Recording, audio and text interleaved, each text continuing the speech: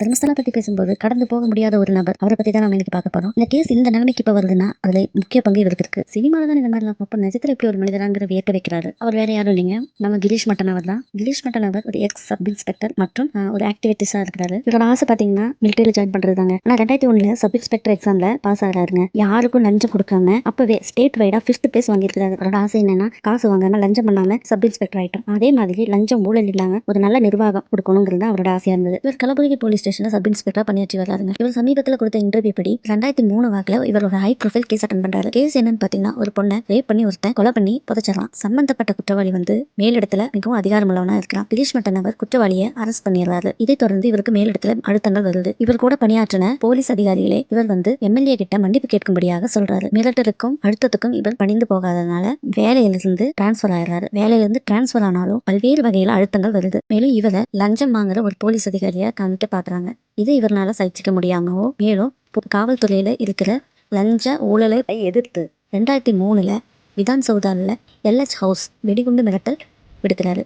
இதைத் தொடர்ந்து இவர் போலீசால அரெஸ்ட் பண்ணப்பட்டு 4 ஆண்டுகள் சிறையில் கிடைக்கிறார். சிறையிலிருந்து வர மட்டனவர் ஒரு போராளியாக தான் வர்றாருன்னு சொல்லலாம். அம்பேத்கரையும் பகத்சிங்கையும் ரொம்ப இன்ஸ்பிரேஷனா கொண்டவர். ஊழல் இருந்த இடத்துல எதுக்கு வேலை செஞ்சுட்டுன்னு சொல்லி அந்த வேலையை ராஜினாமா பண்ணிட்டாரு. இவர் கூட பணியாற்றின பலர் டிஜிபி ஹை பொசிஷன்ல ஒர்க் பண்ணிட்டு இருக்கும்போது அவர் புலம்பாமலும் நிறைய வழியில ரன் பண்றதுக்கு பார்த்திருக்காரு. ஈவன் சினிமால கூட நடிச்சிருக்காரு. அதுல வர காசை வச்சு ஒரு கண் தெரியாத குழந்தையோட ஆபரேஷனுக்கு இவர் உதவி செஞ்சிருக்காரு. சுயநலம் இல்லாத இந்த மாதிரி மனிதர்களை பார்க்கறது ரொம்ப வாய்துங்க. இவருக்கு கர்நாடகால ரொம்ப பெரிய ஃபேன் ஃபாலோவிங்கே இருக்காங்க. எவ்வளவு கிடைச்சாலும் பத்தல, எவ்வளவு கிடைச்சாலும் வேணும்னு சொல்ற இந்த காலத்துல ரொம்ப தன்னிறைவான இந்த மாதிரி மனிதர்களை பார்க்கறது ரொம்பவுமே ரேருங்க. பிறகு கர்நாடகால நடக்கிற நிறைய விஷயங்கள் ஒரு ஆக்டிவிட்டிஸா இவர் தன்னை இன்வால்வ் பண்ணிருக்காரு. சௌஜன்யா கேஸ்ல இவர் ஆற்றிய பங்கு ரொம்ப அளப்பெரியதா இருக்கு. இந்த கேஸோட டீடைல்ஸ் இவர் இல்லைன்னா இவ்வளவு துல்லியமா மக்களுக்கு தெரிய வாய்ப்பே இல்லைங்க. சௌஜன்யா பாத்தீங்கன்னா 17 வயது நிறைந்த ஒரு கல்லூரி மாணவி. எஸ்டிஎம் காலேஜ்ல படிச்சுட்டு வராங்க. அக்டோபர் 9, 2012 அன்னைக்கு இவர் மிஸ்ஸிங் ஆகுறாங்க. இதை தொடர்ந்து 2 நாட்களுக்கு அப்புறம் பிணமாக இவர் கண்டெடுக்கப்படுறாரு. லோக்கல் போலீஸ்ல இருக்கவங்க சுதாகர் ராவ்ங்கிறவரை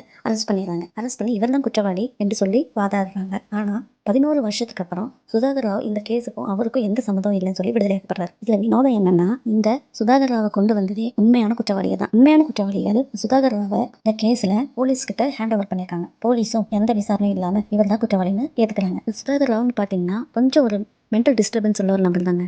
மனநலம் பாதிக்கப்பட்டவர்னு சொல்ல முடியாதுங்க. இவரை 11 வருஷம் இந்த கேஸ்ல ஒத்துக்க சொல்லி டார்ச்சர் பண்ணிருக்காங்க. இவர் அனுபவிச்ச சித்திரவதையை பத்தி சொல்லணும்னா ஒரு வீடியோவே போடலாம். அப்பாவிய 11 வருஷம் ஜெயில வச்சு சித்திரவதை பண்ணி அவரை நீதிமன்றம் விடுதலை பண்ணிருச்சு. இதை தொடர்ந்து இந்த வழக்கு சிஐடிக்கு மாற்றப்படுது. சிபிஐ சிஐடி போலீஸ் என்ன இன்வெஸ்டிகேஷன் பண்ணாங்களோ அதை அப்படியே டிரான்ஸ்லேட் பண்றது மட்டும்தான் பண்ணியிருக்காங்கன்னு கிரீஷ் மட்டன் அவர் ஒரு இன்டர்வியூல சொல்லியிருக்காரு. நம்ம கிரீஷ் மட்டன் அவர் இன்வெஸ்டிகேஷன் பண்ணதுல தர்மஸ்தலாவில் சம்பந்தப்பட்டவங்க தான் இதுக்கு உண்மையான குற்றவாளிங்கிற உண்மையை வெளிக்கொண்டு வராரு. இவர் ஆர்டிஐ மூலமும் போலீஸ் ஸ்டேஷன் மூலமும் நிறைய தகவல் கலெக்ட் பண்றாரு. அதுல சுதாகர் ராவ் எப்படி இந்த கேஸுக்கு இன்வால்வ் ஆகுறாங்கிற ஒரு பிளாட் தான் இவரை ரொம்ப சிந்திக்க வச்சிருக்கு. சுதாகர் ராவை சௌஜன்யா கேஸ்ல மட்டும் இல்லைங்க, தர்மஸ்தலாவோட சம்பந்தப்பட்ட இன்னொரு கேஸ்லயும் சுதாகர் ராவை கிரிமினலா போலீஸ் ஃபைல் பண்ணியிருக்கு. ஸோ இந்த 2 கேஸ்லயும் எப்படி சுதாகர் ராவ் சம்மந்தப்பட்டிருக்கிறாருங்கிறத இவர் தொடர்ந்து கிரீஷ் மட்டன் அவர் இன்வெஸ்டிகேஷன் பண்றாரு.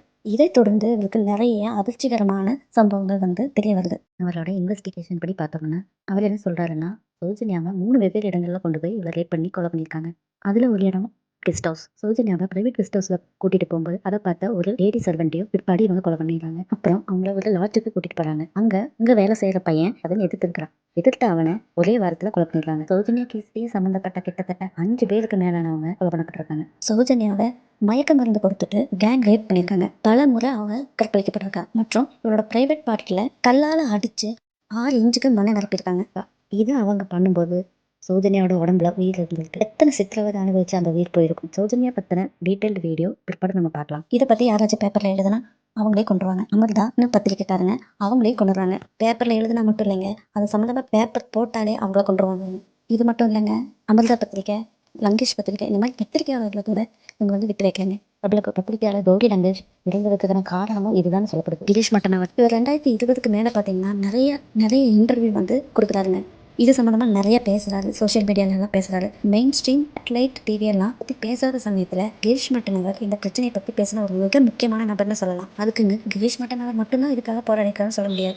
கிரீஷ் மட்டனவருக்கு வந்து நிறைய பேர் முன்னாடியும் பின்னாடியும் இதுக்காக போராடி இருக்கிறாங்க. அது பேர் எடுத்து சொல்லணும்னா நிறைய சொல்லலாங்க. மகேஷ் ஷெட்டி திம்ரோடி, லாயர் ஜெகதீஷ், அப்புறம் நிறைய இண்டிவிஜுவல் யூடியூபர்ஸ் சொல்லலாம். இவங்களை பற்றியெல்லாம் ஒன் பை ஒன்னா வரப்போகிற நாளில் நம்ம பார்க்கலாங்க. குரலற்றவர்களின் குரலாய் ஒலிக்கும் இவங்களுக்கு என்னுடைய பிக் ராயல் சல்யூட்.